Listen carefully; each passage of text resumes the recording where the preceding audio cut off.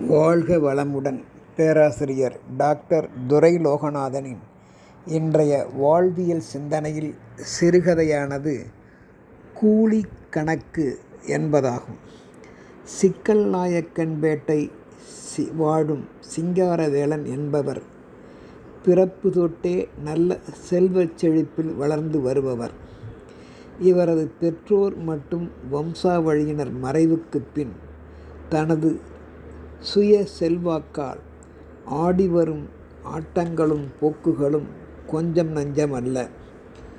அவர் ஊர் பகுதியை தன் வசப்படுத்திட மிகவும் பேராசை கொண்டார். கூலி வேலை செய்திடும் கிராமத்தவர்களை தன் பக்கம் வளைத்து போட்டார். அப்பாவி மக்களும் ஏமாந்தும் போயினர். கிராமத்தவர்களோ உலக நடப்பு மற்றும் படிப்பு அறிவு இல்லாதவர்கள் என்பதை ஓரளவு அறிந்து கொண்ட சிங்காரவேலர் அப்போது கிராமத்தவர் யாவரும் எதற்கும் எச்சூழலிலும் தன்னிடமே வந்து ஆலோசனைகள் மற்றும் பெரிய உதவிகளை பெற வேண்டும் என்கின்ற அளவிற்கு அந்த அப்பாவி மக்களை சரி செய்து அடிமையாக்கி வைத்திருந்தார்.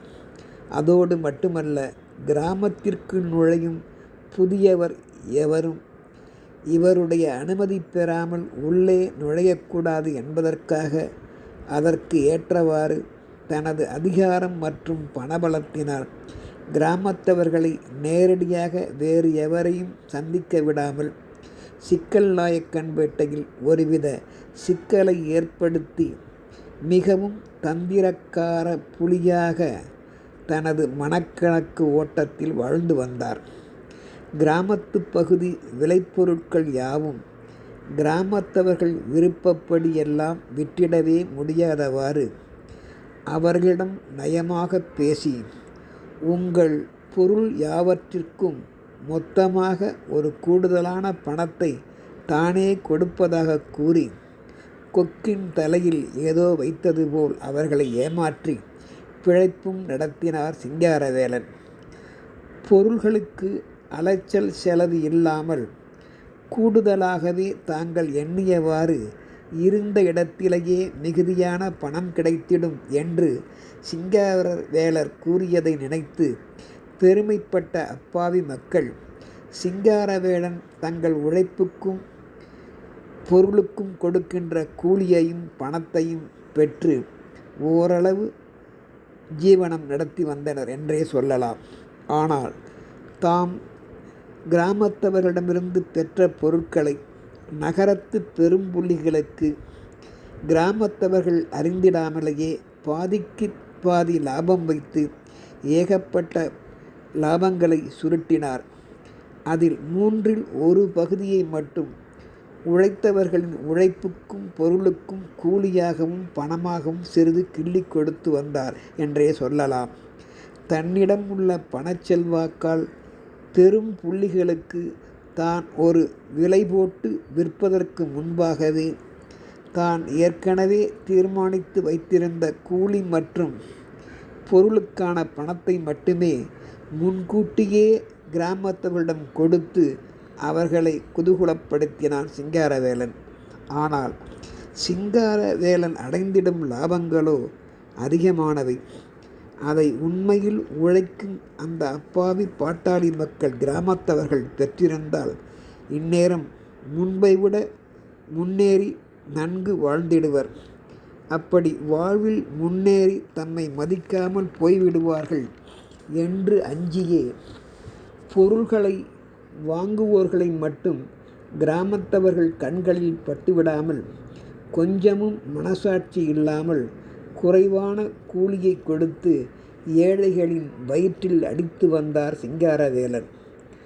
நுகர்வோர்களும் அதாவது வாங்குபவர்கள் கூட சிங்காரவேலன் கிராமத்தவர்களுக்கு கொடுக்கும் உழைப்பு மற்றும் பொருளுக்கான கூலிகள் பணங்கள் மிகவும் குறைவானவை என்பதை கூட அவர்களும் அறியாமலேயே யாவரையும் ஏமாற்றி வஞ்சித்து வாழ்ந்து வந்தான் சிங்காரவேலன்.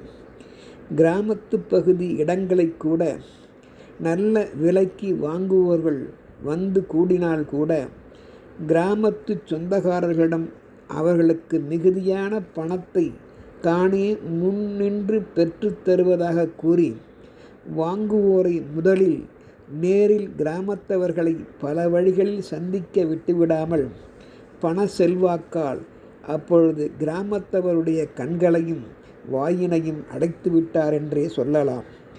வாங்குவோரிடமும் நல்ல நீங்கள் எதிர்பார்க்கின்ற அளவிற்கு குறைந்த விலைக்கு வாங்கித் தருவதாகவும் அவர்களிடமும் முகமன் கூறி இருவரிடத்தும் தரகு வழி ஏகப்பட்ட பணங்களை சுருட்டினார் சிங்காரவேலர்.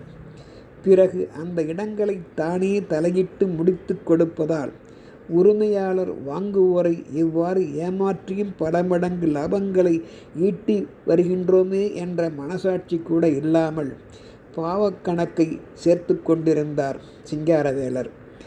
முதல் போடாமலேயே ஏமாற்றி பேசி பணத்தை சேர்க்கும் தந்திர உத்தியை மட்டும் படித்து பட்டங்கள் பெற்றவர்களை விட உலகியல் அனுபவத்தால் தன்னுடைய புத்திசாலித்தனத்தால் ஆடும் மாட்டை ஆடியும் பாடுகின்ற மாட்டை பாடியும் பணமாகிய பாலினை வேண்டிய அளவிற்கு மேலாகவே கறந்து விட்டார் சிங்காரவேலன். ஏய்த்து பிழைக்கும் பிழைப்பால் பிறர் கூலியை மதிப்பின் நிர்ணயம் செய்திடும் மனிதனாகவே மாறி நின்றார் சிங்காரவேலர். தாங்கள் ஏமாற்றப்படுகின்றோம் என்பதை வெளியூர் வாழும் கிராமத்தவர்களின் படித்த சில உறவினர்கள் வழியே முதல் முறையாக அறிந்து கொண்ட கிராமத்து மக்கள் தாங்கள் ஆரம்ப காலம் முதலியே பண்ணையாளராகிய சிங்காரவேலருக்கு அடிமையாகி போனதையும் எண்ணி பார்த்தனர். அவ்வப்பொழுது தங்களுக்கு தேவைப்படுகின்ற பணத்தட்டுப்பாடுகளுக்கு தங்களின் உடைமைப் பொருட்களை அடமானங்களாக வைத்து அந்த பத்திரங்களை செல்வந்தராம் சிங்காரவேலிடம் அடகு வைத்து விட்டதையும் எண்ணி நினைத்து பார்த்து பேசிட முடியாமல் சூழ்நிலை கைதிகள் ஆகினர்.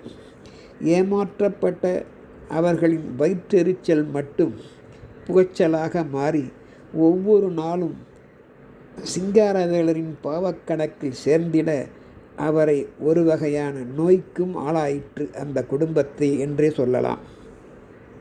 இந்நிலையில் தந்திர உத்தியால் செல்வர்க்கே செல்வம் சேருவது போல ஏமாற்றப்பட்ட மக்களின் கூலியால் பாவத்தை மட்டுமே வாழ்வில் மிகுதியாக்கி வாழ்ந்தார் சிங்காரவேலர். எண்ணங்கள் நன்றாக இருந்தால்தான் சேர்த்திடும் பாவக்கணக்குகள் கழிந்து வாழ்வு நன்றாயிருக்கும் என்பதை மறந்தே போனார் சிங்காரவேலர். மேலும் காரியம் சாதித்திட படித்தவர்கள் மத்தியில் தனது புத்தி கூர்மையால் தான் ஒரு முட்டாள் போலவே வெளிப்பார்வைக்கு நடித்து யாவரையும் ஏமாற்றியும் நடந்து கொண்டார். உலகத்தின் சில இயலாமை போக்கினையும் நன்கு கவனித்து அதன் வழி வாழ்வில் அப்பாவி போல் நடித்து ஆட்டம் போட்டு ஏமாற்றி பிழைக்கவும் வாழ்வில் நிறைய கற்றுக்கொண்டார். அதன் விளைவு தனக்கு பிள்ளை செல்வங்களும் இருந்தாலும் சொத்துக்களும் இருந்தாலும் அவை யாவும் நாளடைவில் பாவக்கணக்கு புண்ணியத்தால் அழிந்தே போயின என்றே சொல்லலாம். அவரின் பிள்ளைகள் யாவரும் அப்பன் செய்த தவறு தவறாது பிள்ளைகளை சார்ந்திடும் என்றபடி அவர்களின் வளர்ச்சிக்கேற்ற நல்வாழ்க்கை துளியும் அமையவே இல்லை. சிங்காரவேலன் கண்ணெதிரிலேயே செய்த ஏமாற்று பாவங்களுக்கு ஏற்ப நோய்வாய்ப்பட்டே அவர் குடும்பத்தினரும் அவரும் எழவும் நடக்கவும் முடியாமல் முடங்கி கிடக்க வேண்டியதும் ஆயிற்று. இவர் போட்ட கூலிக்கணக்கு ஒன்று, ஆனால் இறைவன் போட்ட கணக்கு பெரிதொன்றாக உள்ளது. என் செய்வார்? அதிக வட்டி வசூல், பிறர் உழைப்புக்கு ஏற்ப அவர்களை மகிழ்விக்காமை, ஊரான் வயிற்றில் அடித்து பிழைத்ததால், ஏழைகளின் இயலாமையாம் வெப்ப மூச்சினால் இவர் வாயிலும் வயிற்றிலும் நோய்வாய்ப்பட்டு அடித்து கொண்டு அழவேண்டிய சூழ்நிலையும் உருவாகிவிட்டது. கூலியும் நிதானமாகவே தற்போது இவருக்கு கிடைத்துவிட்டது. நீ இன்று கொள்வாய், தெய்வம் நின்று கொள்ளும் என்பதற்கேற்ப இவர் வஞ்சித்ததை எங்கும் இருக்கின்ற பரம்பொருளாம் ஒருவன் கண்டுகொண்டே இருந்தான் என்றுதான் உணர வேண்டும். மருத்துவ செலவுகளுக்கே கூலியும் கொடுக்க வேண்டியதாயிற்று. அவரது மிஞ்சிய வாழ்நாட்களில். அதன் வழியே பிறகுதான் உணர்ந்தார், தகாத வழி பணத்தேடல் உள்ளவர்களுக்கே தினமும் பணப்பசி மிகுந்திருக்கும். அந்த பணப்பசி மிகுந்திருப்பதற்கான காரணத்தையும் உணர்ந்தார். அதன் வழி தேடி தேடி அந்த பசியால் எவரையும் துரத்தி துரத்தி சென்று கண்ட செல்வப் பொருட்கள் வழி சேர்ந்திடும் பாவங்கள் தொலைவதில்லையே என்றும் உணர்ந்தார். தவறுக்கு அங்கமாம் உடலும் மனமும் குழைவதே அஞ்சுவதே அறிவு என்பதை மறந்து போனார். சரியான எண்ணங்களே எவரையும் வாழ வைக்கும் என்பதையும் மறந்து போனார். இதை நாம் உணர்ந்து பார்க்க வேண்டும். இக்கதைப்போக்கு வழியே யாவரும் உணர வேண்டியது, ஆள் பார்த்து நோட்டம் பார்த்து கூலி கொடுப்பவன் மனிதன்.